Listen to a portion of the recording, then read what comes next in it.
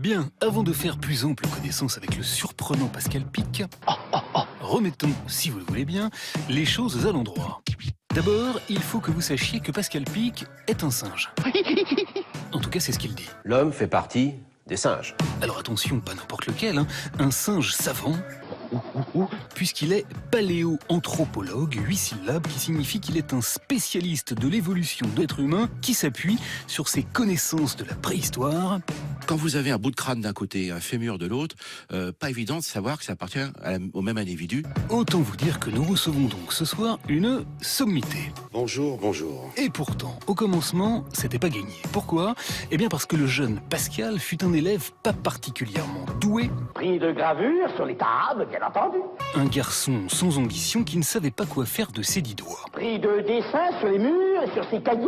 Et puis, il a croisé la route du pape de la paléontologie en France, Yves Coppens, le papa de Lucie. Lucie est donc une jeune femme du groupe des Australopithèques. Elle ne fait pas partie, sur le plan zoologique, des hommes. C'est alors qu'il a décidé de bûcher, de se documenter, de voir tout ce qu'il était possible de voir sur l'évolution de l'homme et qu'il est devenu maître de conférences au Collège de France. Bref, un chercheur passionné par nos origines. Et ça fait 50 ans que l'on cherche le premier représentant du genre humain. L'essentiel de ses travaux porte désormais sur 2 axes. Les hommes d'un côté, les chimpanzés de l'autre. Et s'il dessine, comment dire, plutôt moyennement les hommes, Donc ça, c'est l'homme actuel. ouais, admettons, il est l'un des plus fins connaisseurs des grands singes, un domaine dont il estime qu'il a trop longtemps été injustement sous-traité par la science. Entre Darwin et moi, excusez-moi, c'est un peu prétentieux, mais c'est qu'en fait, on avait été très mauvais. C'est que personne ne s'était occupé des grands singes. À leur sujet, il est donc celui qui a mis en évidence que, contrairement à une idée trop souvent énoncée, l'homme n'est pas un descendant du singe, mais bien un singe tout court. C'est les fameux 99% de matériel génétique commun. Alors, à l'heure où l'on apprend que les singes pourraient bien disparaître de la surface du globe d'ici un quart de siècle, le point de vue de celui qui a aussi su démontrer que l'homme évolue très régulièrement au détriment des autres et de lui-même nous a semblé infiniment précieux.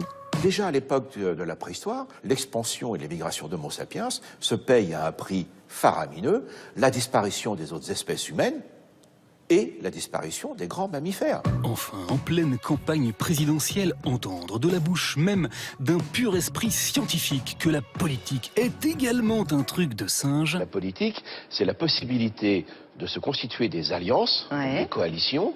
Nous a beaucoup amusé découvrir que si certains hommes y sont moins habiles que d'autres, c'est parce qu'ils ont oublié d'observer leurs cousins. L'épouillage, ça consiste à se mettre avec les autres, à se mettre en contact. Que de nombreux échecs ont donc une explication purement éthologique. Monsieur Balladur n'épouille pas. C'est-à-dire qu'il n'a pas de contact avec le peuple. Monsieur Jacques Chirac, il adore ça. Tout cela nous a définitivement convaincus de l'urgence qu'il y avait à recevoir ici celui qui est aussi un grand mâle argenté. Exactement. Excusez-nous beaucoup.